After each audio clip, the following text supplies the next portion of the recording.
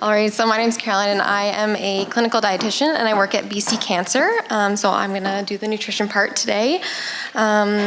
So in all honesty, when asked to do this, I was a little overwhelmed and didn't really know what direction to take.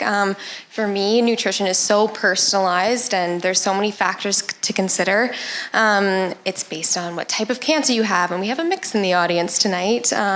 It's based on whether you're going through treatment or not, whether you're having symptoms, whether you have other health conditions to consider, like diabetes or something like that, and honestly, what foods you enjoy and what's your cultural foods. So all these recommendations I'm gonna kind of cover, they all have to be personalized to you and see what fits. So on the kind of agenda, so I'm first gonna talk about nutrition while you're going through treatment, nutrition when you're not going through treatment, and healthy choices. I have a couple hot topics that I feel like I get asked a lot, so I'm going to try to touch on those, and then some resources going forward for more info. So going through treatment, so pretty much for all types of treatment, our big goal in that time is to maintain your weight. Oftentimes when you're not eating well and you're going through treatment, you're losing weight. You're losing the weight you don't want to lose. You're losing the muscle mass, and it can make it difficult to recover after and cope with symptoms and things like that. So the reason behind that is with the cancer and with the treatment, your body has to constantly repair itself and recover from it, and your energy needs, your protein needs are a lot higher in this time. And we don't feel like eating and meeting these higher needs, it's really difficult. So it's all about managing symptoms and still eating well throughout treatment. So obviously there's a mix of treatments that you can go through, and symptoms vary, but the common ones I see a lot are decreased appetite or just tiredness and not wanting to eat, nausea and vomiting, or some taste changes and you just don't feel like eating. So ways to manage, so one of the big ones is just having small frequent meals throughout the day. So it's a lot easier to sit down and have a snack like a handful of nuts than sit down and have a full course dinner. And just having that multiple times throughout the day is a really good way to sneak things in. Making every bite count. So like I said, your calorie needs and your protein needs are a lot higher. So making sure that you're picking foods that are really dense in those things. So like a high-fat Greek yogurt or canned tuna. Just as a little side note though, I know a lot of you have kidney cancer here, and with kidney cancer, if your kidneys are sick, sometimes it's harder for them to excrete things, and so things like protein, phosphorus, and potassium, those are the big ones, can build up in your body. However, this is all based on kind of like your lab work that your oncologist kind of monitors, and they test your kidney function. And so if they notice that's off, then that's when you make dietary changes. But if it's completely normal, you don't want to be restricting your diet in any way for those things, because they're all healthy as long as we can excrete them from our body. So another way to manage is using your fluids. So we always have those fluid recommendations like 8 cups a day, but it doesn't have to come from just water. You can sneak in those extra calories and protein by doing things like smoothies or milk, which counts to your hydration, but also gets you some more nutrition in there. And the last part is to listen to your body, which is very vague, but you want to eat when you're feeling the best, just like Kristen said, you want to exercise when you're feeling the best, and play around and experiment. So some people find that like a peppermint tea helps with their appetite, or ginger helps with nausea, but it doesn't work for everyone. So you'll hear tons of recommendations from people, but you got to try and see what works for you. Okay, so during treatment, like it was brought up earlier, your immune system can be down a bit, so you want to be a little more aware of food safety at this time. So things like sushi, like raw fish or raw eggs, which normally our body can handle fine, can make you more sick, and you don't want to be really getting food poisoning on top of everything else when you're not feeling well. So just be more cautious of that. And antioxidants is a question I get asked a lot. So normally when you're healthy, antioxidants are great for protecting your healthy cells. So things like vitamin C, it protects your cells, anti-cancer, everyone loves them. But unfortunately, antioxidants aren't very smart. They can't tell the difference between a healthy cell and a cancer cell. So when you're going through a treatment, say radiation, it's targeting those cancer cells and trying to attack them.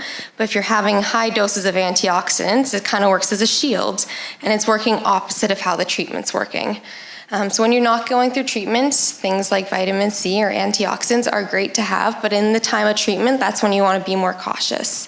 That being said, we usually say that if it's in the food form, so like blueberries or oranges, that's fine to have because it's in a low amount. But when you take it in a supplement form, it's so much more concentrated. So like I have up here a vitamin C supplement. So a standard one is about 1,000 milligrams. That's the equivalent of eating about 20 oranges, which not a lot of us do in a day. So having it just in the food form will be in a normal dose, and you don't have to avoid those foods that you enjoy. All right, so moving on kind of after treatment or when you're not going through treatment, you want to return to a normal healthy diet, choosing the foods that you like and eating well. So one of the most important things I think is to be balanced. So we all know that vegetables are great for you, but you can't live off vegetables alone. So you really have to have a mix between the food groups. So things like the fruits and vegetables, they give you all those vitamins and minerals you need, fiber, and then there's the whole grains that give you lots of fiber and a different type of fiber than fruits and vegetables. And then also the milks, meats, and alternatives, those give you the proteins that you need. So in a meal, it's good to have a balance between all of those. Now, if you don't feel like having all three with your dinner, I think snacks are an awesome way to kind of fill in the gaps. So if you just feel like having pasta and tomato sauce for dinner, make sure your snack is a handful of nuts to get the protein in later. All right, so variety is kind of my other key thing to focus on. So you want to mix things up. It's more fun that way. Choose different foods. So for variety, you can have like a balanced meal that's chicken, broccoli, and rice, and you can have it every single day, and it might be 3 healthy choices, but you're going to be missing out on a lot of the nutrients found in other foods. So you really want to, for each food group, mix it up. So like whole grains, instead of just rice and potatoes every day, you do things like barley or brown rice or quinoa. Have a variety in that. Fruits and vegetables, you really want to focus on getting the wide range of colors. You have the orange, have the purple. All those colors are just a sign of a different nutrient that's in there that's not in another one. And then even with protein. So if you're a meat eater, mix it up and have some plant-based proteins once in a while. So things like lentils or beans, because there's good things in those that aren't in meats, but same vice versa. So just having that mix. Okay, so spices. So spices is kind of different. It doesn't have those calories and proteins that I was talking about. But what it does have, it's very anti-inflammatory, and it's a great component to include in your diet, and also it tastes very good. But very similar to those antioxidants, you want to choose it in the food form over the supplement form. So one example is turmeric. Everyone talks about how anti-cancer it is and how great it is. But the body can only absorb so much turmeric. In high doses, a lot of it's excreted, but in low doses that you just mix with your cooking, it's absorbed very well. So it's just kind of a waste taking it in the supplement form because your body is just going to get rid of it right away. So this is just a picture of kind of how it comes together. You see the balance, and then you see the different colors and the variety. Obviously, this can look however you want it to and with the foods you enjoy, but I just liked the picture.